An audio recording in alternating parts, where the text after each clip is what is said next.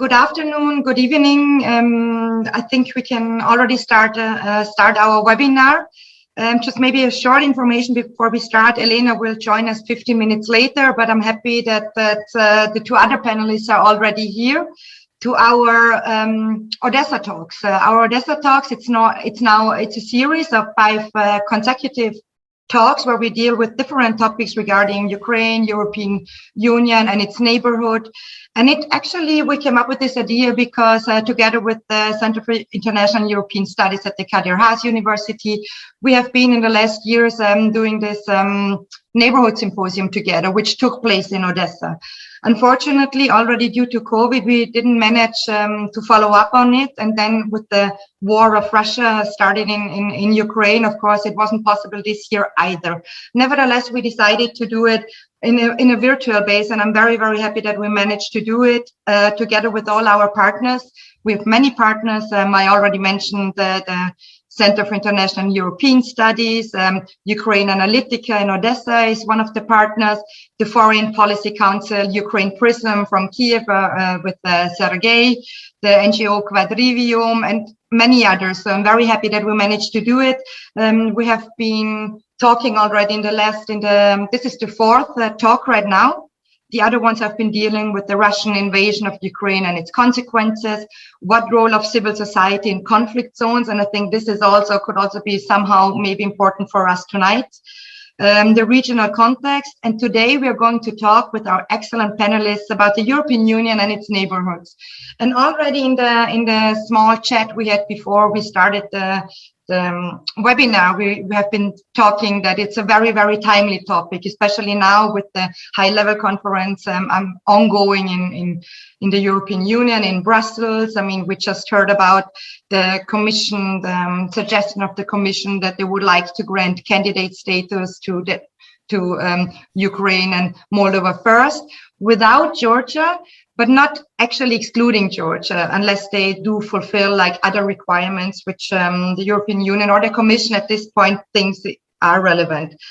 However, we don't really know what will happen this week. I mean, the decision is not yet completed, and I would already like to start with our webinar, which is going to last for 1 hour, more or less. So we will have like short inputs, maybe a reaction towards each other, and then I look forward to interesting questions from the audience. But my name is Stephanie Fenkart. I'm the director of the International Institute for Peace based in Vienna. And so we are also part of this organizing committee, I would even call it, of these Odesa Talk series. Let me first introduce our first speaker. His name is Tengiz Pkhaladze. I hope I pronounce it right. If not, please correct me afterwards. He's an associate professor, head of the BA program Political Sciences in the Georgian Institute of Public Affairs from Tbilisi, Georgia. Welcome. I'm very happy that you managed to join us tonight.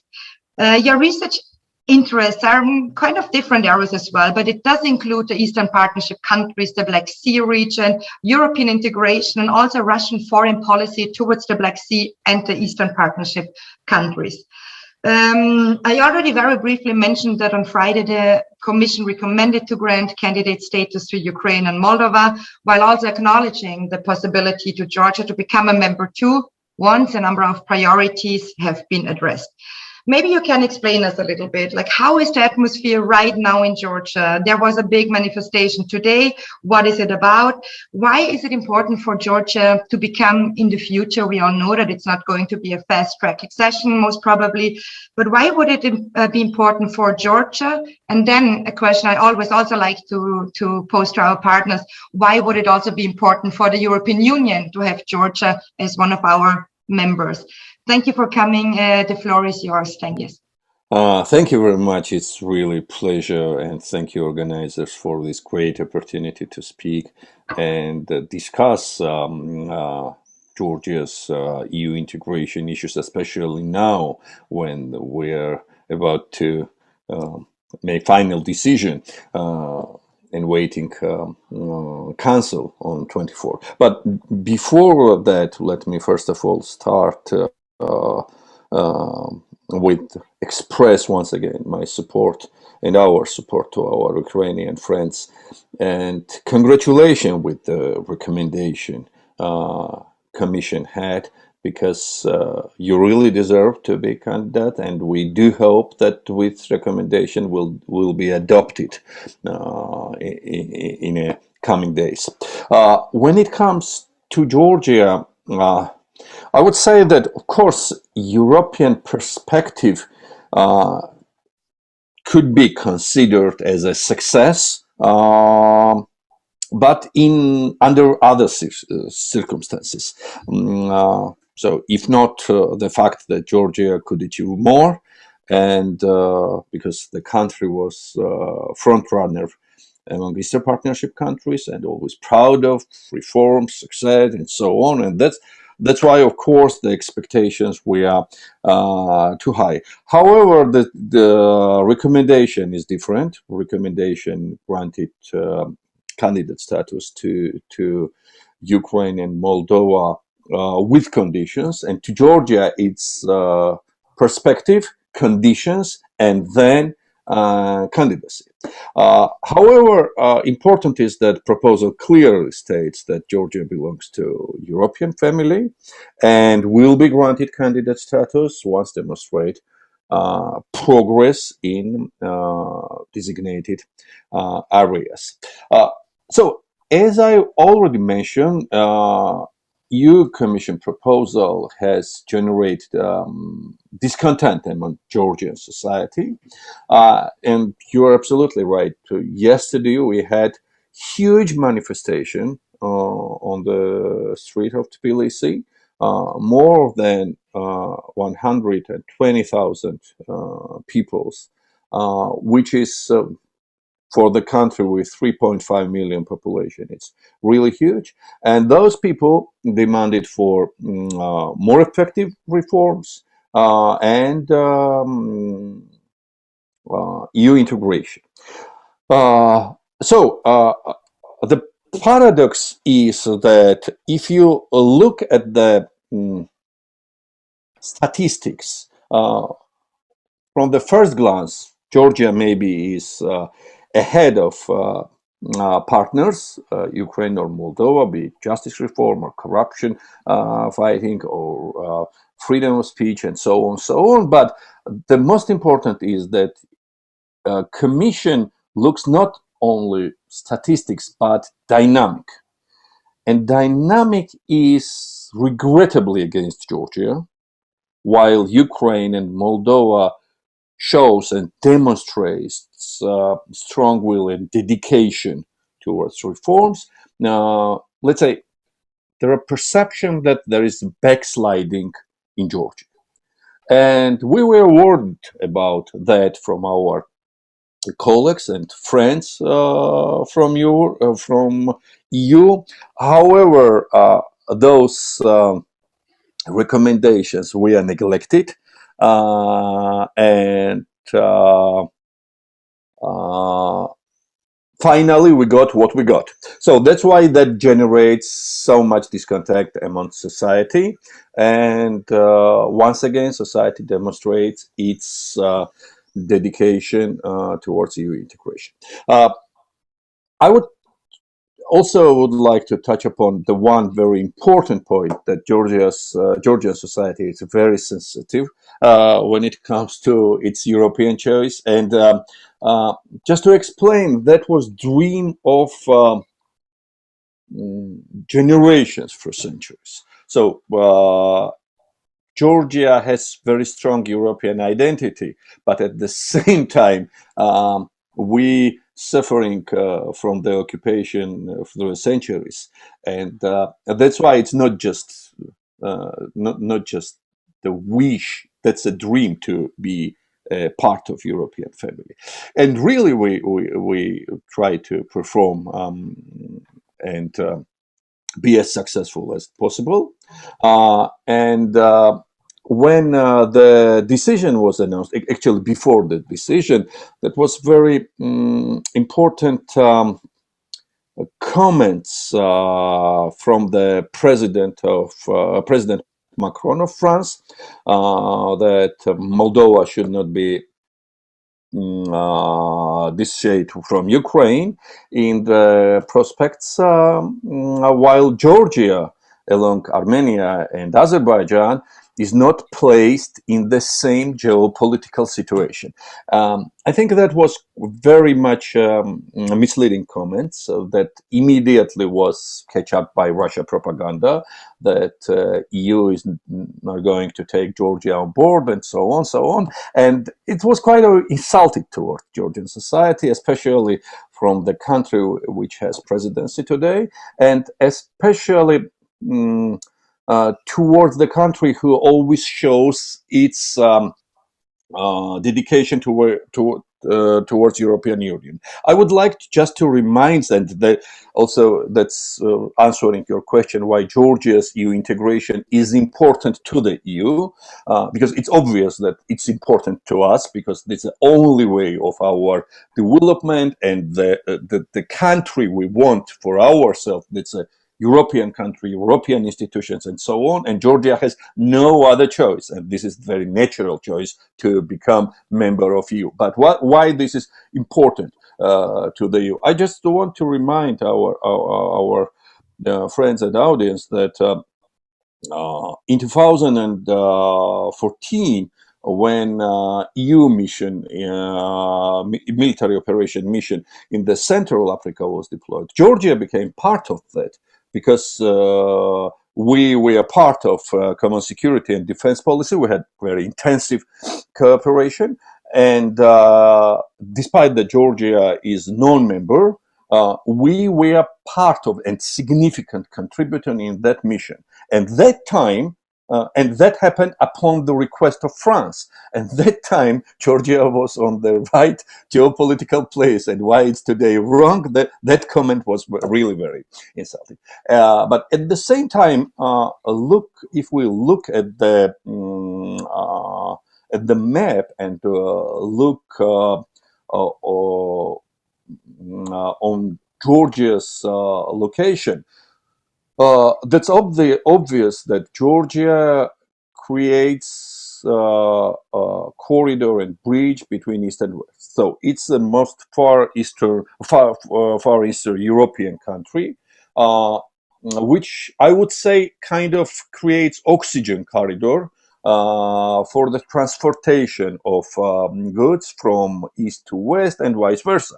And this is especially important today while Russia is under sanction and EU looks for alternatives. This middle corridor, it's extremely important.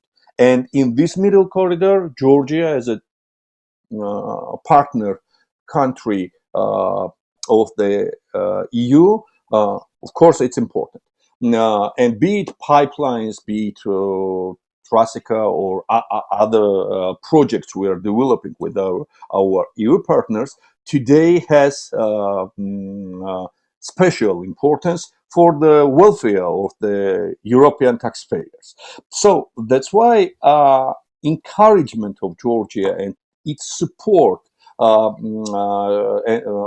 reforms in new integration that just generate additional welfare for the EU taxpayers, and especially when it comes to regional cooperation, Georgia, Ukraine, and other Eastern Partnership countries are created solutions, created opportunities. So the most important is that our EU colleagues should look at Ukraine, at Georgia, at Moldova, not just a pocket of problem, but as countries who are very responsible and can bring solution when it comes to international trade, when it comes to energy supply, when it comes to transportation, market connectivity, and so on, so on. So that's why the step forward and fast forward would generate only mutual benefit to the EU, to Georgia, and other countries. So I will stop here and ready for the Q&A. Thank you so much. I think you said something very important. You said then Georgia belongs to the European family. And I think this is also, and it already leads me then to Sergiy, our next speaker, because this is something we within the European Union hear many times, especially. And I say that on purpose, especially since 24th of February 2022, and not since 2014. That now it seems like that we do acknowledge that Ukraine is also part of the European family, and this is also then in the end maybe what happened with the Commission candidate suggestion. First, I would of course like to introduce you as well, Sergiy Gerasymchuk. He's the Deputy Executive Director at the Foreign Policy Council Ukraine and Prism in Kyiv. You have been involved in political studies, as I read, since 2001. You have been doing scientific research institutions under the president in Ukraine as well. And you also have been dealing with the Eastern Partnership, and it was mentioned already before, but what I think is also very important with civil society and think tanks as well. So maybe you can also then add a little bit about that role in Ukraine. First, I would also like to express, even also from our institute, International Institute for Peace, we have been dealing with Ukraine since many, many years, and it was very difficult actually to keep the topic high on the agenda before this happened now in February, obviously. So it was very difficult for us also to acknowledge that this is actually happening, because we all of us thought, not all of us, but most of the people did actually think that conventional wars on European territory is not really what is going to happen. And I think that especially also the Ukrainians and many of my Ukrainian friends, they didn't have any illusions, let's say it, what Putin probably does want in Ukraine, or probably also in Georgia and its neighboring region. But many of them didn't really see it as a real possibility that this huge-scale war will be launched against Ukraine. And now, in the midst of this horrible situation, so many refugees, the war is still ongoing, it's still hot, so it's very difficult at all to talk about this while people are still dying and fighting. But in the midst of the war, Ukraine did something which I think was quite extraordinary, nevertheless, in a sense, because they applied for European Union candidate status. And I think all of us who have been working with European Union integration or the Eastern Partnership can say that this was not at all at the agenda for the European Union in the years to come, unless probably this would not have happened. I mean, I don't want to give it now a positive sign at all, but it really brought back the topic of actually also the Eastern European countries and what they could mean for the European Union. So my question in the end is actually very close to what I asked already Tengiz. Why is it so important for Ukraine to become a European Union member? And do you really believe also that it is a possibility? Because the European Union membership process is a very long one. You need to do many different reforms. And then I would already add another question. Do you think it could be also a form of like a substitute for de-escalation, and also a substitute maybe even for NATO enlargement? So in the sense of, okay, for now, we probably drop the NATO enlargement of Ukraine, but if we become European Union members, this is a compromise at least we could live with for now or these days. So thank you very much for joining, and I look forward to your thoughts on the many different questions I asked you, and just let me know what you want to like to tackle. Thank you very much, Stephanie. And many thanks to all the organizers of this great event, very topical event. Usually, each time I start with the presentations this month, I also add thanks God and thanks Armed Forces of Ukraine for the possibility to be able to attend, at least virtually, because otherwise the situation would have been much worse. Responding to your questions, let me first start with what candidate status really means for Ukraine, and there are a lot of things that I want to mention, but to start with, it may sound a little bit pathetic, but anyway, it's very important because it's very symbolical role of this status, because basically it's sort of reward. It's sort of reward for all the effort the Ukrainian society has applied for many years. Basically, Orange Revolution back in 2004, 2005, it was already about the European integration. Then the Revolution of Dignity in 2014 to 2013. And since then, all the process, all the reforms were dedicated to European integration of Ukraine. And it's one of the goals already mentioned in the Ukrainian constitution. And therefore, it was very important for the Ukrainian society to know about the fact that actually there are two in this tango, and the EU is also willing and ready to accept our ideas about the process of European integration and our goal. Besides, it's not only a reward, because we can be rewarded for our intentions, but it's not yet time to reward us for the completed reforms. But it's a chance to accelerate them, because now the society is much more motivated, and the government is also much more motivated, not only to satisfy the EU demands, but also to satisfy the demands of their voters, because it's voters who demand the government to move ahead, to proceed with the reforms and to proceed with the European integration. And besides, except for the additional instruments that the EU provides for the reforms, the civil society and think tanks in Ukraine are provided with an excellent tool of pressure on our government. Nowadays, again and again, we can refer to the status of candidate, refer to conditionality, and to remind our government to proceed with the reforms properly. Of course, it's a challenging task in a time of war, but anyway, I think that we've got this tool, and we will do our best, civil society and think tanks, to boost reforms, to make sure that we will not fail on this path. And also, I wanted to mention what does it mean for the EU, because I think it's also very important, because frankly speaking, me and some of my colleagues had this impression that the EU was facing this dilemma of integration. What to do next? Either to go deeper in integration with the already existing member states, or to go wider with integration and to think about further enlargement. And my idea is that the EU was sort of stuck and was doing neither. There was neither deepening nor widening, and many problems emerged in such a situation, and many of them were already mentioned during the Future of Europe conference, and some of this idea are already enlisted as the proposals, and the EU Parliament is pushing for moving ahead with implementing these proposals. So I think for the EU it was very important also to rethink its foreign policy and rethink its evolution. And I think that the Russian war against Ukraine was one of the catalyzers of this process within the EU as well. And now many problems are very clear, like the problem of energy dependence and the problem of veto, which some countries can apply, and the necessity to rethink this process, and probably even to open the treaties and to amend them in order to avoid such problems in the future. Because nowadays the problem emerged on the EU neighborhood, but one day it can emerge for the EU itself, and the decisions are to be taken very promptly, and that's a very necessary step.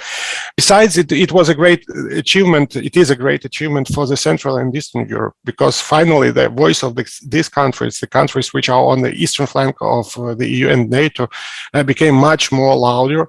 And I think that it can not only propel their role in the foreign policy of the EU, but also give the chance to their regional projects, like Three Seas initiatives, the summit of which we have these days, and it will supplement the already existing EU policies, and it can be a key to progress in the region, which is also part of the EU. And just not to take too much time, I will briefly tackle also the neighborhood per se and Eastern Partnership, because now it's facing another challenge. I mean, quite often when speaking about the Eastern Partnership, I was starting with a provocative idea that the motto, the slogan of the Eastern Partnership can be very similar to the slogan of Greyjoy House in the Game of Thrones. What is dead may never die. But nowadays it's different, because the Eastern Partnership also got sort of impetus for rethinking, for reshaping its idea. Because now within Eastern Partnership we have not only Belarus, which is on the margins of partnership, not only Armenia, which is doing some progress in the process of EU integration and in EU-related reforms, not only Azerbaijan, which is absolutely different case with its sovereign democracy or whatever they call it, but we have also trio, which is not trio anymore. Because for recent years, everybody was talking about Georgia, Moldova, and Ukraine as trio, but now Georgia also has got some different status, and we've got two instead of trio. But I think that's a very important to keep the format, at least to support those who are still think of the reforms in Belarus, Armenia, and Azerbaijan. And moreover, for trio, I don't think that trio is dead. I think otherwise, we are facing the situation which is very similar to Visegrad Group situation during the accession period, when Slovakia, because of the problems with the reforms and basically Mechar regime, was not able to join the EU. But other countries of the Visegrad Group supported it a lot, and finally that was reached. And I think that the task for Moldova and Ukraine, if we are success in getting candidate status, to promote Georgia and to support reforms in Georgia and to make trio again, because it's very important to promote the reformers and the people who think of European integration as their goal. And finally, again, once I refer to this quote very often. Once Carl Bildt said that Russia is making you proposals that you cannot reject, while the EU is making you proposals you cannot understand. But now the EU message is very clear. And that's a great achievement, and I really appreciate the efforts of people on both sides of the EU border who contributed into this progress. And I do hope that during the meeting of the Council, we will get granted the candidate status, and that will be another accelerator for the reforms in the EU neighborhood, and in Ukraine. Thank you very much.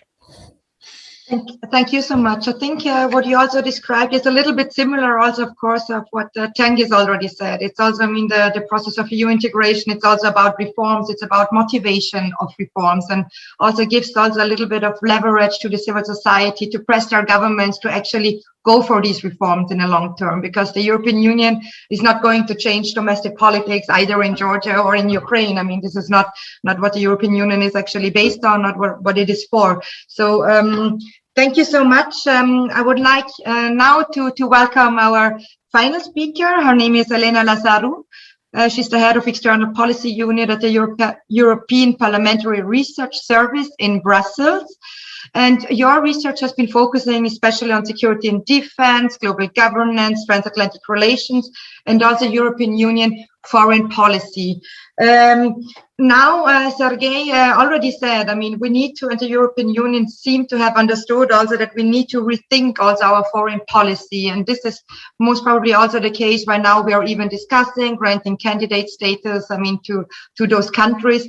But in general, I mean, from your point of view, I mean, because I didn't mention it before, there is also not only the Eastern Partnership, we already do have other countries in South Eastern Europe, in the Western Balkans, who are already part of them, is already in the process. Some of them want to be in the process. I mean, Bosnia-Herzegovina and Kosovo have not yet been granted candidate status, and they're very closely looking, of course, also there. And the European Union, I think, and especially there, also several countries are quite aware of this as well, that we shouldn't have, like, even though we understand to focus now on the eastern part of Europe, we shouldn't forget about the southeastern part of Europe as well, for obvious and the same reasons, because we also know that Russia has an influence there, especially in Serbia, Republika Srpska, etc. So first of all, thank you so much for joining. And my question would be just in general, I mean, how is the geography of the European Union security reshaping and shaping in the end? Because Sergiy already mentioned also the Visegrad states, and I mean, they already have been also, for obvious reason, I would say, a special interest in bringing their close countries closer to them. But I'm not so sure if this is the same case, for example, for Italy or for Spain and like the other countries. So how united is the European Union in general? And I know it's a difficult question, but please, Elena, the floor is yours. Thank you very much. It's a pleasure to be here today, and apologies for running late. It was because of Ukraine, I can assure you. Meetings seem to run longer these days because of the seriousness of the thematology. But it's a pleasure to be here, and I have to start by saying I am not a neighborhood and enlargement expert. You said it yourself as well. We do have a neighborhood and enlargement experts in the team, but my perspective will be a bit broader about EU foreign policy. But I'll try to address the questions you've posed and maybe add some comments on. I think I would start by saying that since 2019, the European Union has been on the executive level, guided by a commission that called itself geopolitical. And nothing is more geopolitical than a war. We are now at a moment where considerations that we previously considered part of foresight, future scenario, etc., are here. So, preparing to be geopolitical is not the issue anymore. Being geopolitical is the issue. And I say this because partnerships and alliances and relationships between states or between international organizations and states are parts of geopolitical constellations, and these are changing right now. And in that context, partnerships and relations with countries, specifically those in its neighborhood, and yes, when I say neighborhood, I do mean, Stephanie, the Eastern neighborhood, but also the Southern neighborhood, the Western Balkans, and I would argue the east of the Eastern neighborhood at times, and it's been alluded to here. I mean, there are no direct borders with some of the countries that have been mentioned, but they are part of the neighborhood. So yes, they are the first to think about. I think just like, it's a bit of a realpolitik point of view, but it's true that when crises are happening, you look at your neighbor and you think, what are the relationships I have with this neighbor, and what can I do to work closer with them? So in many ways, I think the reaction of the EU to the current war of Russia on Ukraine is guiding it towards more partnership and more cooperation with a lot of the countries that are in its neighborhood. But I choose words wisely because that's one thing, but enlargement and candidacy are different. So I'll get to that in a bit. I want to just go very briefly over the reaction of the EU to the Russian war on Ukraine, because I think each of these points that we've seen can in themselves hold points for what it means about its relations with the neighborhood. So just really briefly to note, I think the first and foremost, I'll call it a sort of framework reconsideration, normative framework reconsideration reaction to the war has been what in Brussels we refer to as the Versailles Agenda. And that's basically an agenda agreed upon by the leaders in Versailles in March, which is the strategic sovereignty agenda, or otherwise how to strengthen the EU by making it less dependent on three levels, at least: energy, defense, and economy. Obviously, that in itself entails to reduce dependency, creating new partnerships, diversifying, because that is the way against dependency. Part of it is also building at home, creating at home, but another part of it is diversification. So it has an immediate foreign policy effect and an immediate effect in looking what can the relationship with the neighborhood and the partners entail. On energy, I think we've been seeing a lot of that discussion in the media as well, and following it. And already I would say that energy corridors and energy pipelines and energy transit areas and sort of production areas in the neighborhood are already benefiting and will benefit from that diversification. On the economic front, within the EU, that has entailed looking at the recovery and resilience of countries within the EU, but it also, of course, has to do with thinking about microfinancial assistance and support in countries in the neighborhood, and Ukraine, Moldova, Georgia, and others obviously fall into those categories.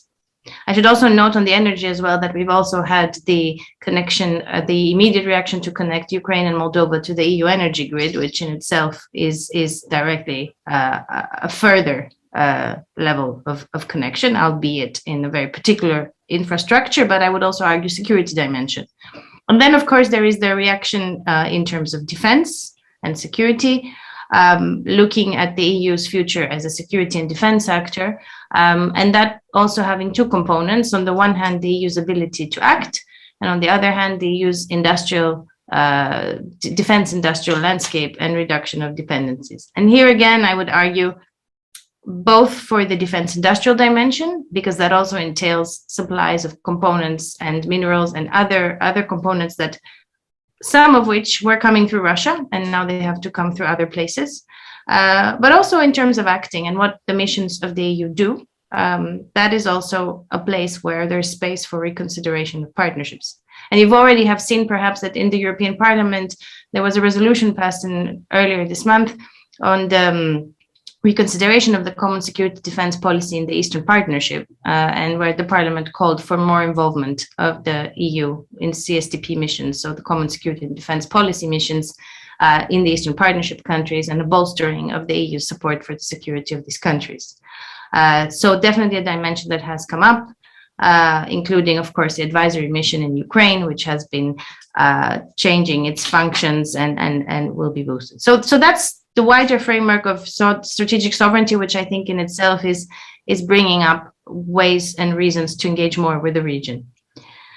I think the second sort of area where engagement is growing is, of course, an area that derives directly from the humanitarian catastrophe that is taking place in Ukraine. And obviously that in itself has caused a response from the EU, both in terms of providing humanitarian aid, supporting the United Nations in its efforts to maintain the sort of maritime corridors open, food security issues, of course, the issue of refugees, temporary aid, the temporary protection directive. So that's also an area where we see more engagement.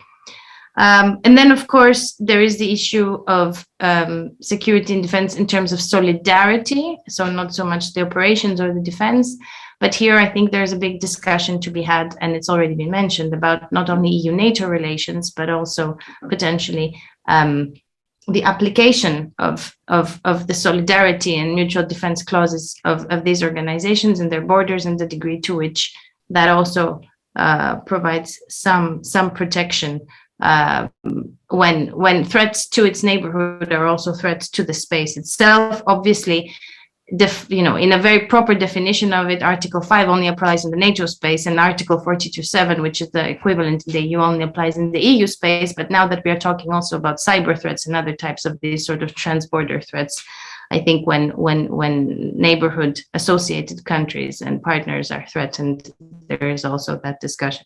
But that's probably not what everyone on this call wants to hear. Everyone wants to hear about enlargement and the candidate status that the Commission has proposed for Ukraine and Moldova, and the discussion that will be had tomorrow and the day after. Am I counting right? Is it Friday and Thursday, or tomorrow and the day after? And of course, today's big sort of news that Denmark, which had its hesitations, has now seems to have changed or have decided also to support it. So the informal meeting of the ambassadors of the member states seems to have closely succeeded, or seems to be on a path to that suggests that the Council will adopt the recommendation of the Commission. So that seems to be the case. And of course, as everyone knows, there's at least three big questions there that need to be addressed. One is, as you very rightly said, Stephanie, how to reconcile that with, let's call it, the troubled course of the already existing candidate states. And as you will have noticed, of course, in parallel to what's happening right now, a debate has reopened about Bosnia, about North Macedonia, about how to move forward there. A conversation which is it's not similar, but it I would argue has also spurred off this track, is to talk about, the fact that Serbia should probably choose sides if it decides which way it will go. But the first issue, I think, which is going to be a challenge, and which seems to be a challenge, and this is my opinion, of course, I'm not representing the European Parliament in any way when saying this, is that there needs to be an equity of states that apply, in the sense that it seems to be that some of the existing candidate members are concerned about different treatments. Can you hear me? Because my internet connection is saying it's unstable. Sorry. You just froze for just a very, very short moment, but yeah, and I got a big banner on my screen that my internet is unstable. Sorry about this.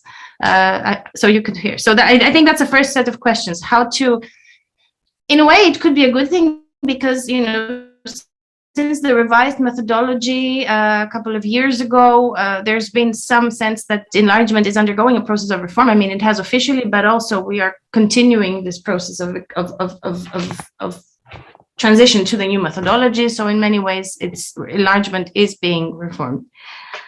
So that's one set of questions, and obviously the second one is a more philosophical question, and it connects to the geopolitical dimension, which I mentioned at the beginning, is the degree to which, so enlargement was in very much a policy conceived at a time when expectations of protracted peace were there, and soft power, normative power, dimensions of the EU's power very much in the fore. And now, of course, we're at a different time, and the security concerns of neighbors are very different, very much more pressing. So this whole discussion about Ukrainian and Moldovan and potentially Georgian candidacy is also bearing the question, I think, is there a prioritization of security concerns now of like-minded or like shared countries that share values when it comes to this process? And if so, does this, and this is Ursula von der Leyen who said this yesterday, should we, because this is changing, also consider that then the decision-making process within the EU should change in terms of, you know, the sizes of countries and institutional arrangements, so that we can accommodate that? So there is a bigger discussion that seems to be in the air, although not being had actually, but could be had tomorrow already. And then the third question, the third big set of questions, I think, is this sort of variable geometries or sort of enlarged European political or geopolitical community discussion, which has resurfaced in the face of all this, with both the President Macron, but also European Council President Charles Michel's proposals at the European Economic and Social Committee of a European geopolitical community.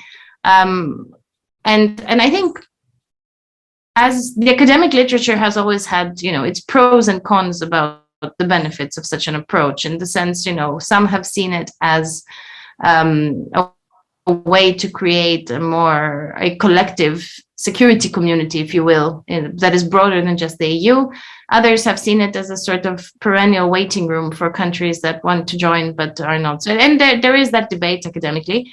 But I think the other side of the coin on that is the new geopolitics, and in the new geopolitics, is such a thing necessary? And that seems to be what these leaders who are proposing this are saying. And in the scope of that kind of more flexible, wider community, the ability to deal with issues that need to be dealt with perhaps more speedily, perhaps don't need to pass through the legislative procedures that are so cumbersome within the EU, because let's not forget, you know, in the EU to decide something, it takes quite a lot of time, especially when it's legislative. And then there's also an element of trust that would build, because my understanding of what I've read from the proposal, at least of, I can't remember if it was the Charles Michel proposal or the Macron proposal, was that the foreign ministers of these countries would also participate in some form in the Foreign Affairs Council. So, you know, some element of socialization and trust building and security community indeed.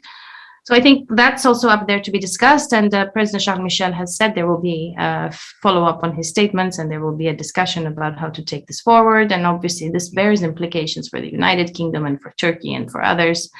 Then again, I don't know if it offers the sufficient sort of sense of solidarity to the counterparts who are now applying to be candidates, and obviously to appease the security concerns, and of course all this bears a very big question mark on. And here, not to say that I think we should act thinking about how Russia will react, but do we want to have a situation that will make Russia even more, if that is even possible, aggressive than it already is? Because, it's a bit of a tricky question. On the one hand, you don't want to be held hostage to that. On the other hand, for the benefit of the European peoples, you also want to have that consideration. So I think this is what I wanted to bring into the discussion. Obviously, a lot is on the table that will be seeing discussed in the coming months. Just a final point, a bit separate from the others. I think one issue that has surfaced very prominently in these discussions about the neighborhood, and here I also include the Western Balkans, which are not the neighborhood, they're the Western Balkans, but they're neighbors, is the degree of Russian influence and one of the many considerations, maybe not only a reaction to the war, but a reaction to the escalating situation with Russia, is that I think EU policy is looking much more right now to these issues of Russian disinformation, interference, and foreign influence, and these will be parts of serious legislative and other initiatives to counter that. So I'll end here. I hope this, as a non-enlargement expert, I hope I gave you something and a neighborhood expert, something that might be fruit for discussion. Thank you very much, Elena. I do not yet see any question, but I think that Tengiz and Sergiy would probably like to react in one sense, but I really would like to pick up 2 or 3 points you mentioned, because I think they're very important, because you mentioned the so-called enlargement fatigue. Enlargement was more or less off of the table. It was still a little bit discussed, but then you have all the member states who are deciding. Then in France, it's going to be even more difficult right now with the parliamentary elections yesterday, which actually left France quite fragmented when it comes to internal politics. And in the end, this will always have an impact also on the decision of Macron in the long term. And this is also why Macron always has been talking about, the future of Europe. We need to actually reform the European Union first before we can grant additional accession to other surrounding countries. And so this discussion is still ongoing, and I think it's a very interesting and important one. And the same is also true about not only the Russian influence, but at least to see that there are still, those are issues we did not yet complete. Those all those Western Balkans, they felt very neglected, and I hear it from all the politicians within the European Union right now in the last weeks and months. They would, in the context of what is going on in Ukraine, they would actually also bring up the topic of the Western Balkans again. So bridging more or less the neighborhood, the Russian influence, but also making it a security component again for the European Union. I would just like to touch upon one issue and give it back to Tengiz and Sergiy, and please also feel free, of course, to react to what the others have been saying. But it's also this relationship between NATO and the European Union. We do not have someone from Moldova here today, but Maya Sandu, she quite clearly in the beginning, she always said, no, we want to stay neutral. We will be staying neutral, but we will follow our European path. And this is actually what we would like to do. And Sergiy, you mentioned it in Ukraine. It was, of course, different, because it's not only European Union membership, but also NATO membership has been inscribed in the constitution. So this is a little bit more difficult than to operate with it.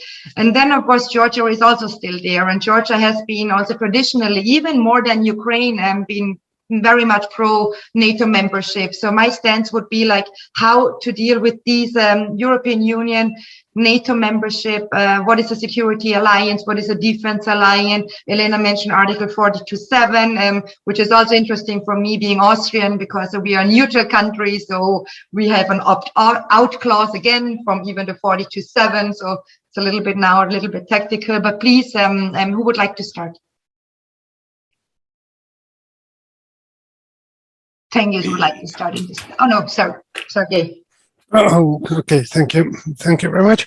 Of course, it's very important to tackle the issue of NATO, but many thanks for mentioning the Republic of Moldova and the statements of Maya Sandu about the neutrality of the Republic of Moldova. And for this parallel with Austria, can you imagine, Stephanie, Austria being a neutral state if one of the Austrian lands was occupied by Russian Federation and there were Russian troops there? Could you call that Austria stays neutral under such circumstances? It's a very good question, and I have been discussing it with many Ukrainians already before February right now, since 2014. It is very difficult these days, but I mean, Austria became neutral in the end, so that the Soviets would leave the country. So I mean, this is actually our historical background. I know it was it was a unique opportunity for Austria. It was our way out, more or less. So not to be divided. So we made this deal, and it was not even our own idea, but actually Eisenhower. And then we managed with some politicians. It's a very difficult question. I can totally understand. But at least you were not divided. Moldova is. Moldova is, and part of neutral Moldova is occupied by Russian Federation, as it was recognized by the European Court on Human Rights, therefore, I would say that Moldova is not basically neutral, because even now, when we have this Russian aggression in Ukraine, Moldova does not control part of its territory, and it can be used by a hostile state against another state, which is a total collapse of the idea of neutrality, because if you are neutral, then nobody can use your land for attacking any other countries, which is a risk in case of Transnistria. So I would say that Moldovan neutrality brought Moldova no benefits except for problems. And emphasizing Moldovan neutrality, again, gives no benefits except for verbal exercises. And although I do understand Maya Sandu, because the Republic of Moldova got used to this speculation about their neutrality, and people used to say they are neutral. In fact, there is no neutrality at all.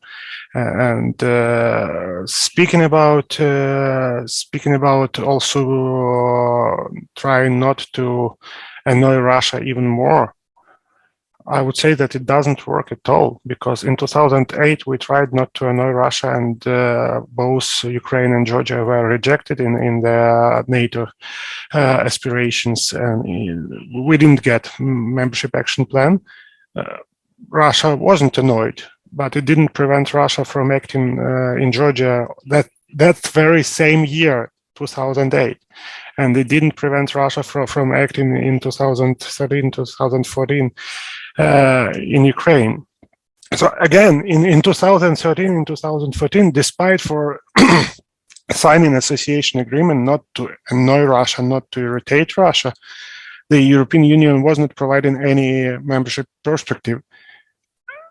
Anyway, it didn't prevent Russia from attacking us in 2014 and from attacking us on February 24.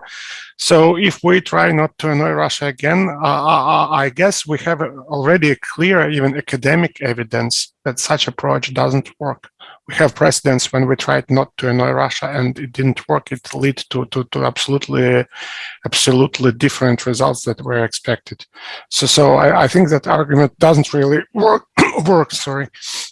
And speaking about the NATO and NATO accession, I think that, of course, we may consider many other options when we see them on the table. But so far, it's absolutely not clear what PESCO is, although it is most institutionalized European security instrument. It's absolutely unclear what President Macron meant in his statements, because so far we do not have a treaty on the table. We have just an idea which has to be elaborated. And unless we have these ideas elaborated and institutionalized and drafted in bills and treaties, there is nothing to talk about yet. Thank you.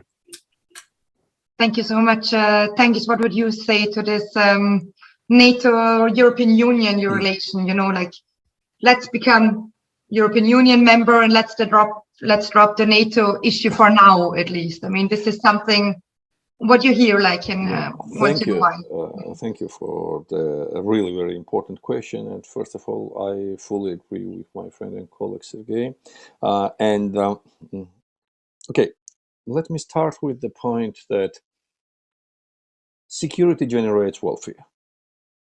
So if you want development, if you want welfare, if you want prosperity, security is the #1 issue you should take care about. That's why NATO is important.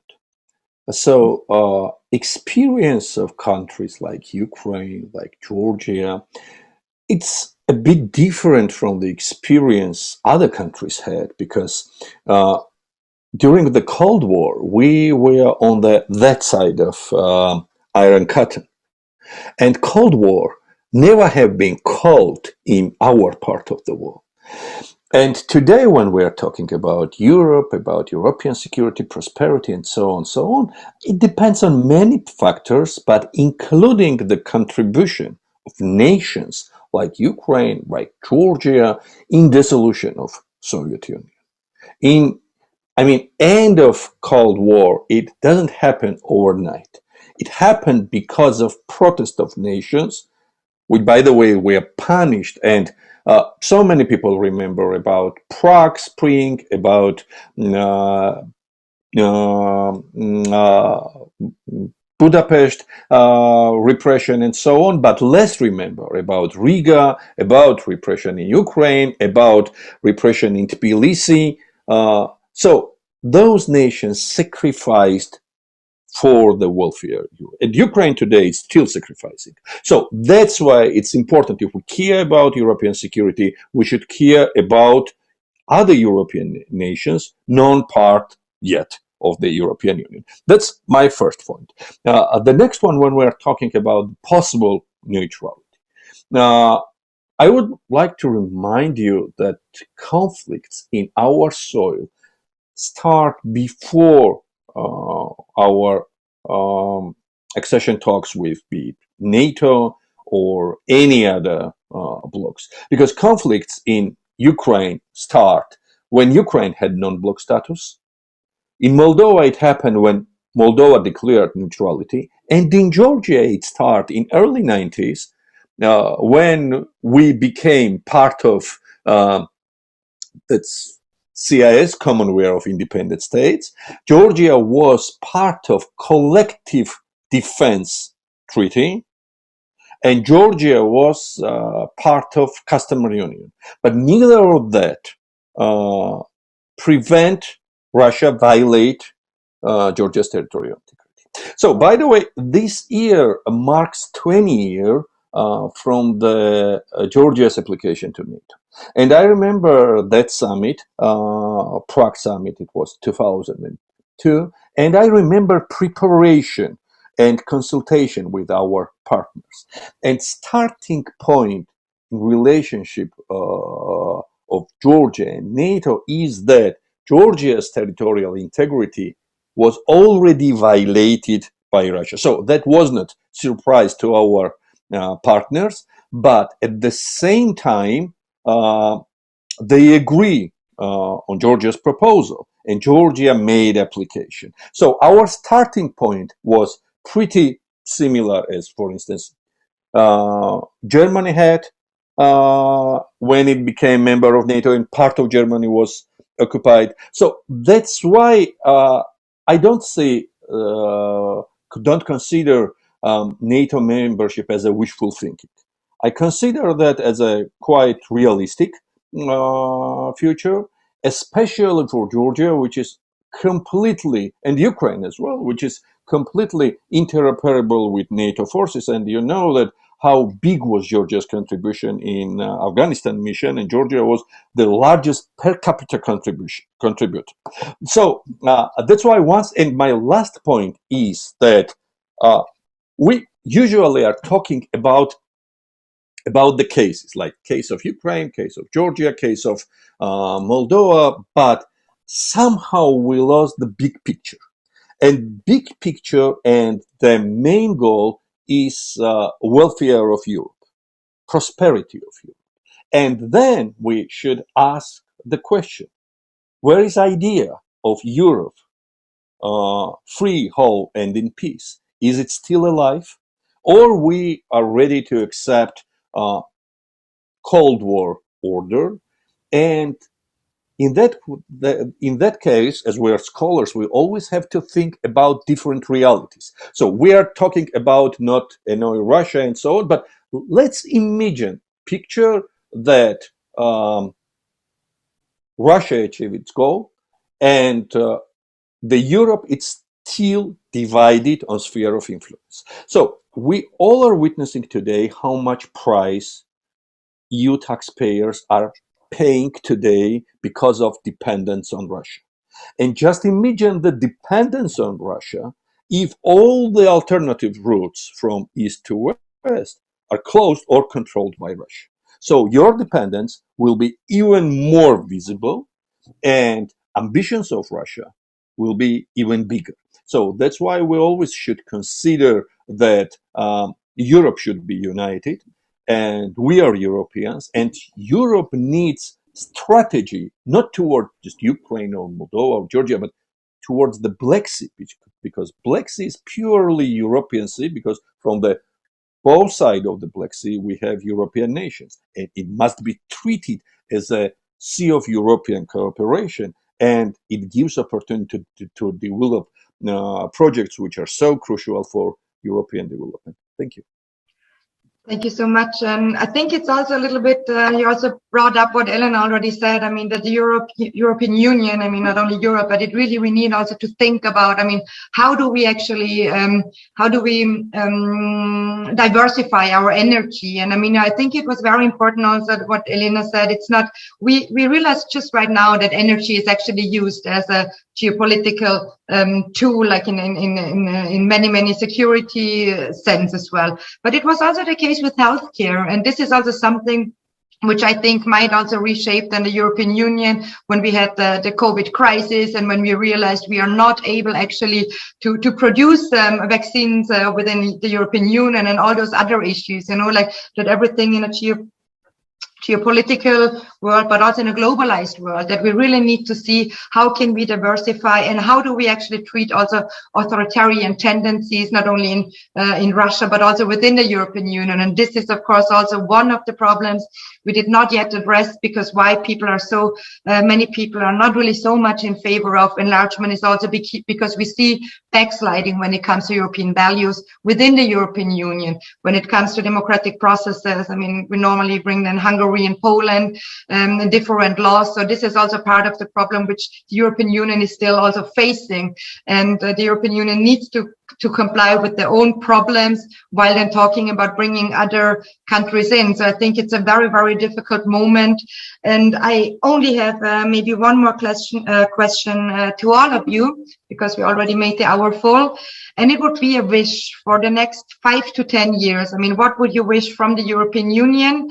And it should be a pragmatic wish, probably, and also what could be realistically possible when it comes to the future for Ukraine, when it comes to the future for Georgia, and Elena, for you, what the European Union should be realistically be doing in the next 5 to 10 years in order to be credible, to stay credible, and to have also this normative approach to why people and other countries actually want to join the European Union. It is about democracy, it is about values, and it is a lot about peace. And I think many people tend to forget that the European Union is actually founded on peace and also on reconciliation, especially with all the wars before between France and Germany, and this is also part of the whole project. So my last question would be the wish for the next 5 to 10 years for the specific countries for the European Union.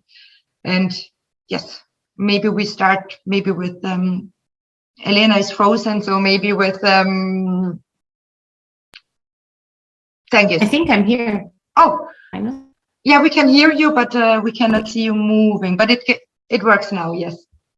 You want to start? I can start, because who knows what happens with the internet afterwards. So if you can hear me now, maybe I'll start. I just want to make, before my wish point, just to say one thing on what you said. I think the vaccine example is really interesting, because what you said about the realization suddenly that, you know, there was not the vaccine capacity, the response to that was to sort of collaborate and to collaboratively together procure. So that was the response. And but the extra step to that we forget sometimes is that shortly after, as of I think January 2021, what was produced through this response was also provided to the Western Balkan countries, right? So there was not just so this was not just limited, the benefit, if you want, of what happened was not just limited to the EU proper, but also to the countries to which the EU provided, and then also through COVAX as well to other countries. So I just want to say, I think that's the same that we should be thinking about when we think about energy, but also other commodities and critical materials and critical areas where we're now working. I also want to say that on 42.7 we should have another discussion, because I have a lot of debate with my Austrian colleagues, and we don't necessarily think Austria has an opt-out of that. We rather think that the treaty is written in such a way that allows those states that don't want to be don't want to contribute to it. It gives them the option to not participate. But that's a different conversation. It isn't completely separate though, because my wish list for the EU is for mutual defense and solidarity across the European space, so within the EU, in the context of EU and NATO relations, and with those countries that the EU is associated and candidate countries, for that solidarity to be tangible, especially among democratic countries and those that share the EU's values, to your point. So that's, I hope that also with the strategic compass that was recently presented, we'll be moving towards that direction. Also in the partnership. So thank you very much. That's my final point. Thank you for having me on the discussion. Thank you so much. Tengiz, your wish. Yeah, my wish. Okay, I will try to be very short. So give the chance, judge fairly, be open for new projects, new ideas, and not be afraid of new members. That's all. Thanks. Very good, very good. Sergiy, what would you say? I would say that on my wish list is help us by reforms, by support, by solidarity, to be strong enough to survive this dark year, and to be strong enough to be the leader for the neighboring countries, and to go through our own path and to lead others to the European Union.